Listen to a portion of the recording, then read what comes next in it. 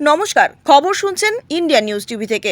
আজকের বিশেষ বিশেষ খবরগুলি হলো, নবান্নে বৃহস্পতিবার স্বাস্থ্য বৈঠকের পর সাংবাদিকদের মুখোমুখি মুখ্যমন্ত্রী মমতা বন্দ্যোপাধ্যায়। 205তম জন্মদিনে পণ্ডিত ঈশ্বরচন্দ্র বিদ্যাসাগরের কলেজ স্কোয়ারের মূর্তিতে মাল্যদান করলেন শিক্ষামন্ত্রী ব্রাত্য বসু। আবহাওয়া সম্পর্কে আপডেট দিলেন আলিপুর আবহাওয়া দপ্তরের আঞ্চলিক অধিকর্তা সোমনাথ দত্ত। হাওড়া হুগলিতে জমি ফাঁকা নেই, চারিদিকে শুধু ইন্ডাস্ট্রি আর ইন্ডাস্ট্রি, বললেন মমতা। পুজোর আগে চিন্তা শেষ, এবার বাংলায় ঢুকে গেল ট্রাক ভর্তি বাংলাদেশের ইলিশ। দাম কত জানেন? বিস্তারিত খবরে যাওয়ার আগে ভিডিওটিতে একটি লাইক দিয়ে চ্যানেলটি সাবস্ক্রাইব করুন। এবারে আসছি বিস্তারিত খবরে। আরজি করের ঘটনা নিয়ে জুনিয়র ডাক্তারদের ধর্ণা চলাকালীন মুখ্যমন্ত্রী মমতা বন্দ্যোপাধ্যায় ঘোষণা করেছিলেন, রাজ্যের সব হাসপাতালের রোগী কল্যাণ সমিতি ভেঙে দেওয়া হবে, নতুন করে ওই সমিতি গঠন করা হবে। সেই কথা মতন বৃহস্পতিবার তিনি জানালেন, এখন থেকে সব হাসপাতালের রোগী কল্যাণ সমিতির চেয়ারম্যানের দায়িত্বে থাকবেন ওই হাসপাতালেরই অধ্যক্ষেরা। অর্থাৎ কোনো রাজনৈতিক নেতাকে আর কোনো রোগী কল্যাণ সমিতির চেয়ারম্যানের দায়িত্বে দেখা যাবে না। সমিতিতে কারা কারা থাকবেন তাও জানিয়েছেন মুখ্যমন্ত্রী। বৃহস্পতিবার নবান্নে স্বাস্থ্য সংক্রান্ত একটি বৈঠক করেন মুখ্যমন্ত্রী, তারপরে সাংবাদিকদের মুখোমুখি হন। ওই বৈঠকের শেষে মমতা জানিয়েছেন, রোগী কল্যাণ সমিতি নতুন করে তৈরি করা হচ্ছে। সমিতির জুনিয়র ডাক্তার, সিনিয়র ডাক্তারদের একজন করে জনপ্রতিনিধি থাকবেন, নার্সদের জন্য একজন জনপ্রতিনিধি রাখা হবে। হাসপাতালের সুপারও এই সমিতির সদস্য হিসেবে থাকবেন। এছাড়াও থাকবেন একজন করে জনপ্রতিনিধি। এতদিন রোগী কল্যাণ সমিতিগুলো চেয়ারম্যানের দায়িত্বে থাকতেন জনপ্রতিনিধিরাই। স্থানীয় বিধায়ক বা সাংসদ ওই পদ পেতেন। এই পদ্ধতিতে পরিবর্তন করা হচ্ছে।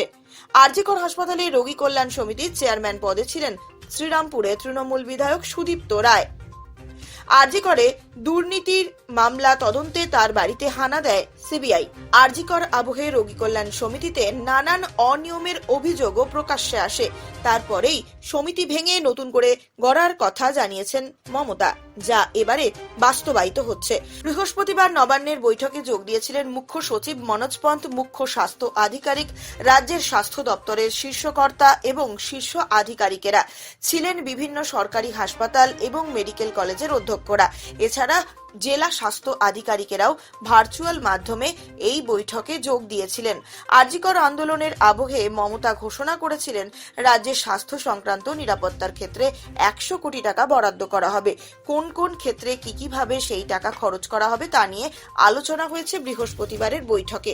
চিকিৎসক পড়ুয়াদের হোস্টেলের নিরাপত্তার দিকেও আলাদা করে জোর দিতে বলা হয়েছে। হাসপাতালগুলিতে পর্যাপ্ত সংখ্যায় সিসি ক্যামেরা, রেস্টরুম, শৌচাগার ইত্যাদির পরিকাঠামোগত উন্নতির ক্ষেত্রেও জোর দেওয়া হবে এবার থেকে, এমনটাই জানান মুখ্যমন্ত্রী। এক্ষেত্রে পিডব্লিউডির পাশাপাশি হাসপাতালের অধ্যক্ষদের দায়িত্ব নিয়ে টেন্ডার ডাকতে বলেছেন তিনি। জুনিয়র ডাক্তারেরা অভিযোগ করেছিলেন, নিরাপত্তা সুনিশ্চিত করার ক্ষেত্রে তাদের দেওয়া সরকার আশ্বাস বিভিন্ন ক্ষেত্রে বাস্তবায়িত করছে না। মমতা বন্দ্যোপাধ্যায় জানান, বন্যায় রাজ্য বিপর্যস্ত অবস্থা। এই কাজে সরকারি আধিকারিকেরা অত্যন্তভাবে ব্যস্ত রয়েছেন, তাই কাজে কিছুটা দেরি হচ্ছে। বৃহস্পতিবারের এই বৈঠকে রাজ্যে 33টি মেডিকেল কলেজের মধ্যে 20 থেকে 22টি কলেজের আধিকারিকেরা বক্তব্য তুলে ধরেছেন। রোগী কল্যাণ সমিতির সদস্য ট্রাস্টিরা হাসপাতাল পরিচালনের বিষয়টি দেখেন।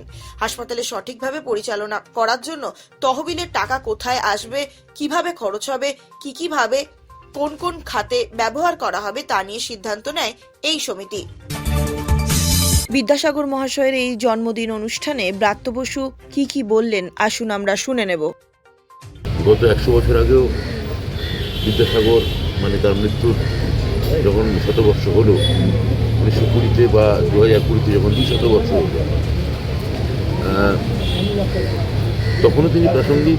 আবার 3020 সালেও বঙ্গজীবন যদি থাকে, বাঙালি জীবন যদি থাকে, তখনও তিনি প্রাসঙ্গিক, সচল এবং তাৎপর্যপূর্ণ এবং জঙ্গম থাকবে। বিদ্যাসাগরের জীবনের এই ঘটনাগুলি হয়তো অনেকেই জানেন না। আজ ঈশ্বরচন্দ্র বিদ্যাসাগর মহাশয়ের জন্মদিন। আজকে জেনে নিন এই মানুষটির জীবনের আরো কিছু ঘটনা। পণ্ডিত ঈশ্বরচন্দ্র বিদ্যাসাগর মহাশয় শুধু যে বাঙালি নবজাগরণের এক যুগ পুরুষ তাই নয়, এর পাশাপাশি তার অবদান আছে বাঙালির জীবনের বহু কিছুতে। যেমন কয়েকটি স্বল্প পরিচিত ঘটনা থেকে তাকে চিনে নেওয়া যায় অন্যভাবে। হিন্দু প্যাট্রিয়টের পাতা দেশের আসল চিত্র তুলে ধরত দেশবাসীর সামনে। সারা দেশ বুঝতে পারল নীলকরদের অত্যাচার কোথায় গিয়ে পৌঁছেছে। হিন্দু প্যাট্রিয়টের দুঁদে সম্পাদক ছিলেন হরিশচন্দ্র চট্টোপাধ্যায়, কিন্তু অকালেই তার মৃত্যু হয়। মৃত্যুকালে তার বয়স হয়েছিল মাত্র 37 বছর। হরিশের মৃত্যুর পর হিন্দু প্যাট্রিয়টের ছাপাখানা বিক্রি হয়ে দেওয়া হয়। এছাড়া হরিশচন্দ্রের পরিবারের আর কোনো উপায় ছিল না। হরিশের মা শরণাপন্ন হলেন বিদ্যাসাগরের।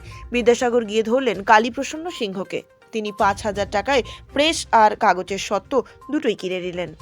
অনশনে মৃত্যুর হাত থেকে রক্ষা পেল হরিশচন্দ্রের পরিবার। ঈশ্বরচন্দ্র বিদ্যাসাগর নিজের ছেলের বিয়ে দিয়েছিলেন এক বিধবার সঙ্গে। পরিবারের সবার মতের বিরুদ্ধে গিয়ে এই কাজ তিনি করেন, কিন্তু পরবর্তী সময়ে সেই ছেলেকেই করেছিলেন ত্যায্য। কেন এমন কাজ করেছিলেন তিনি, তা নিয়ে আজও নানান ধরনের তত্ত্ব রয়েছে। যোগেশ চট্টোপাধ্যায়ের স্মৃতিকথায় লিখেছেন, তাদের বাড়িতে আমন্ত্রিত হয়ে এসেছিলেন বিদ্যাসাগর। বসার জন্য বৈঠকখানায় ঢালা বিছানা পাতা, দুটো তাকিয়া রাখা ছিল। বিদ্যাসাগর ঘরে ঢুকেই জিজ্ঞাসা করেন, আমি কি বিয়ে করতে এসেছি যে আমার জন্য বড়াসন পেতে রেখেছো? তাকিয়া কি হবে? আমি তো কখনো হেলান দিয়ে বসি না। কৃষ্ণকমল ভট্টাচার্য লিখেছেন, বিদ্যাসাগর বরাবর চেয়ারে বসতেন, অথচ কলকাতার কলেজ স্কোয়ারে কিংবা সুরেন্দ্রনাথ পার্কে তার যে মূর্তি আছে সেগুলিতে তিনি আসন পিড়ি হয়ে বসে আছেন। মাইকেল মধুসূদন দত্তের চতুর্দশপদী কবিতাবলীর দুটি সনেট বিদ্যাসাগরকে নিয়ে লেখা। যদিও প্রথমটিতে কিছুটা রাগ ঢাক ছিল, কিন্তু পরেরটিতে, যার নাম ঈশ্বরচন্দ্র বিদ্যাসাগর, তার শিরোনামে প্রকট হয়ে উঠেছে। 1869 সালে বিদ্যাসাগরের গ্রামেই একটি বিধবা বিবাহ অনুষ্ঠিত হওয়ার কথা ছিল, কিন্তু বিশেষ কোনো কারণে সেটি হয়নি। এর জন্য তিনি গ্রাম ছেড়ে চলে আসেন এবং আর কখনো নিজের গ্রামে ফিরে যাননি। দুর্গাপুজোয় বৃষ্টির সম্ভাবনা থাকছেই। বাংলা থেকে বর্ষা বিদায় নিচ্ছে না এবছরের পুজোর আগে। ভারতের মৌসুম ভবন জানিয়েছে, অক্টোবর মাসেও বৃষ্টির সম্ভাবনা রয়েছে পূর্ব ভারতে। বাংলায় অক্টোবরের প্রথম সপ্তাহ এবং দ্বিতীয় সপ্তাহে স্বাভাবিকের তুলনায় বৃষ্টি বেশি হওয়ার সম্ভাবনা রয়েছে। তার ফলে বৃষ্টি হয়তোবা পুজোকে মাটি করেও দিতে পারে বলছে আবহাওয়া দপ্তর। কলকাতা সহ দক্ষিণবঙ্গে কাল থেকে বৃষ্টির পরিমাণ কমবে। বেশ কিছু জেলাতে আবহাওয়ার উন্নতিও হতে পারে, যদিও আগামী 24 ঘন্টায় ভারী বৃষ্টির পূর্বাভাস পশ্চিমবঙ্গের বেশ কিছু জেলাতে রয়েছে। বাঁকুড়া, পুরুলিয়া, পশ্চিম বর্ধমান, বীরভূম, মুর্শিদাবাদে বৃষ্টির সম্ভাবনা বেশি। শনিবার ও রবিবার আবহাওয়ার অনেকটা উন্নতি হতে পারে, বৃষ্টির সম্ভাবনা কম থাকবে। আজও প্রবল বৃষ্টির আশঙ্কা রয়েছে উত্তরবঙ্গে। আগামী 24 ঘন্টায় দার্জিলিং, কালিম্পং, জলপাইগুড়ি, আলিপুরদুয়ার জেলায় প্রবল পরিমাণ বৃষ্টি হতে পারে। ভারী থেকে অতি ভারী বৃষ্টির সম্ভাবনা রয়েছে। সেপ্টেম্বরের শেষ দিকে বৃষ্টি কমলেও অক্টোবর মাসের প্রথম সপ্তাহ থেকেই বৃষ্টি বাড়ার সম্ভাবনা রয়েছে রাজ্যে। অক্টোবর মাসের মাঝামাঝি পর্যন্ত হালকা মাঝারি কখনো ভারী বৃষ্টির সতর্কতাও থাকছে।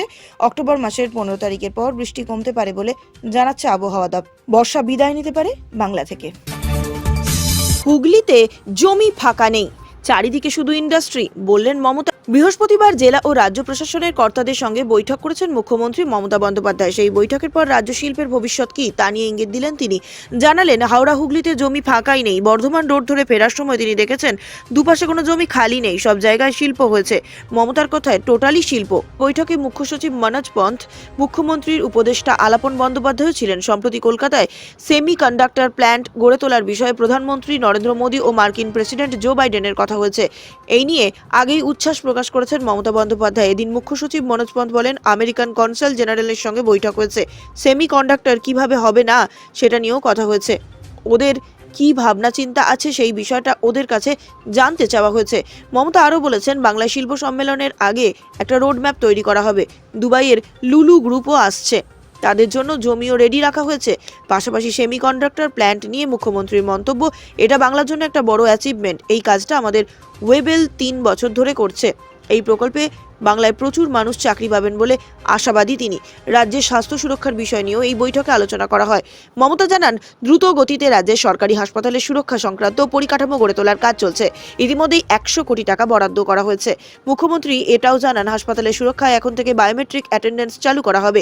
এই জন্য প্রতিটি মেডিকেল কলেজের অধ্যক্ষকে বলা হয়েছে, হাসপাতাল এবং মেডিকেল কলেজের প্রতিটি বিল্ডিং এবং ফ্লোরে অ্যালার্মিং অ্যাপ সিস্টেম চালু বিষয়েও কথা হচ্ছে বলে তিনি জানান। পুজোর আগেই চিন্তা শেষ, এবার বাংলায় ঢুকে গেল ট্রাক ভর্তি বাংলাদেশের ইলিশ।